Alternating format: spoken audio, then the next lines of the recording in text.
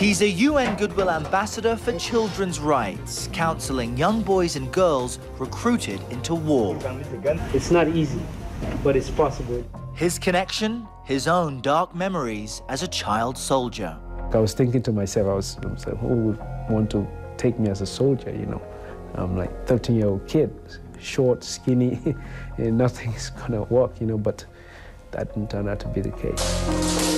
During the 1990s, a brutal civil war ravaged the West African country of Sierra Leone.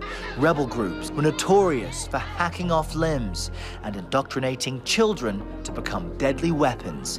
Ishmael Bea was one of them, forced to kill. Because we had all lost families, we had nowhere to go, we had nobody to belong to, we didn't even care for our lives, you know. So they become the most deadly human being because you don't have, so these are the reasons why they go after children. The use of child soldiers is a tragic reality still taking place today in other parts of the world. But Ishmael Bea got a second chance on life in the United States. Now he's personally committed to helping others affected by war. So I can speak to these children because with proper integration, this is the way you can have a successful removal of children from armed groups.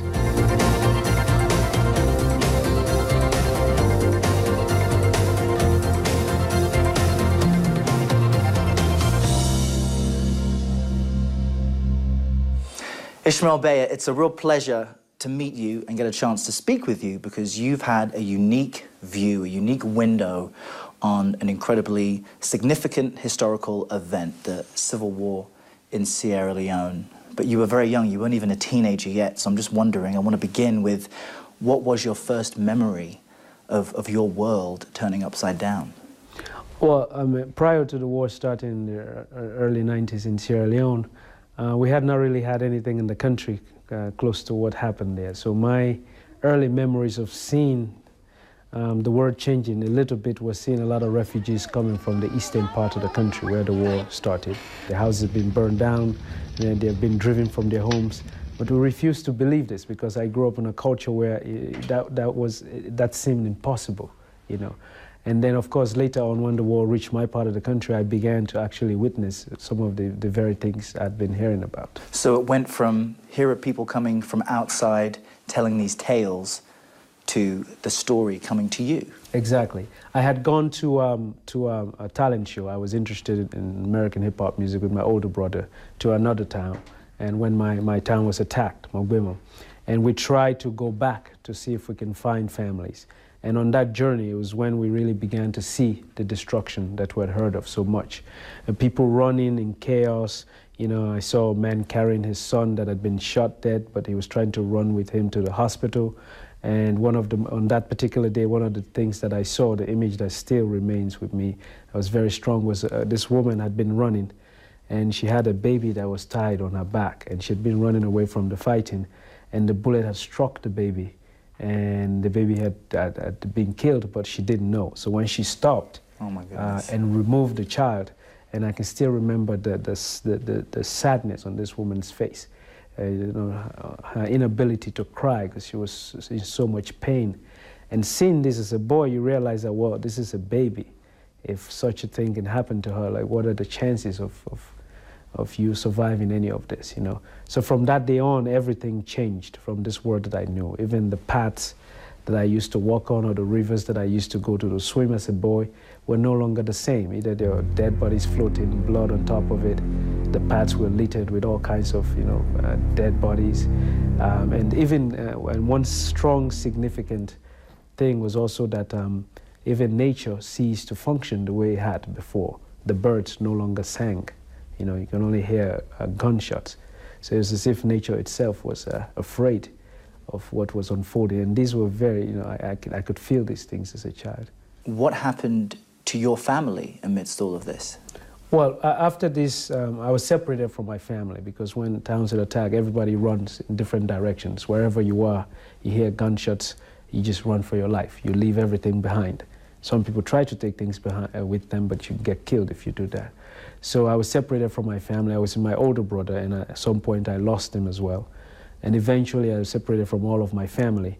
And I was with a group of other young people who were in a similar position.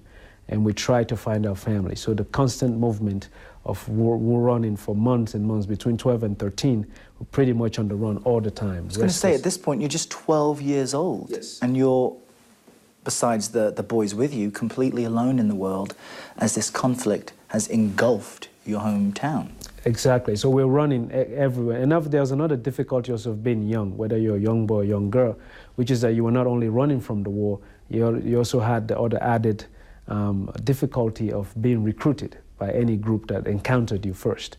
So there was that. And sometimes when we came through a town or village, people were afraid of us because the methodology that was used at that time to recruit children, particularly with the RUF, was that they would force them to inflict violence on their own communities, to shoot their own parents, kill their own grandparents, burn their own village, as a way to burn the bridges to these communities that the very young people belong to.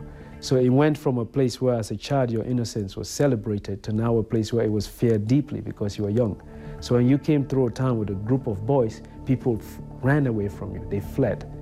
And you had to shout and say, no, no, no, I'm not with the rebels. And sometimes people attacked us to kill us because they couldn't determine any longer who we were, you know. And so this became very difficult. Because of this, we had to bypass a lot of towns, which meant not having access to any kind of food or drinking water. So I was on this run for a while, and eventually we found out where my family was, and everybody was pretty much killed in the town and burned, put in houses and burned. So this is how my immediate family was killed, my mother, father, and 2 brothers.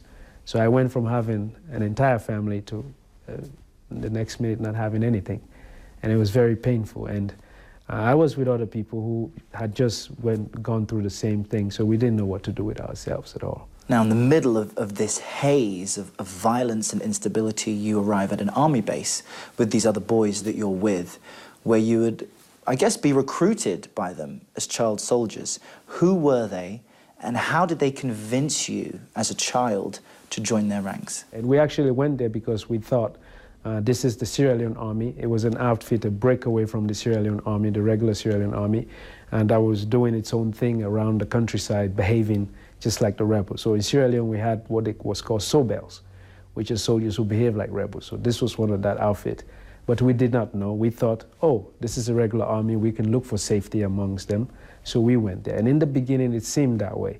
You know, we helped fetch water, we helped cut food and cook, and we were able to get food and have a little bit of shelter, you know, things that were missing in our lives. Yeah. But in the arms of rebels, Ismail Beya says he became a trained assassin. We went from children who were afraid of gunshots.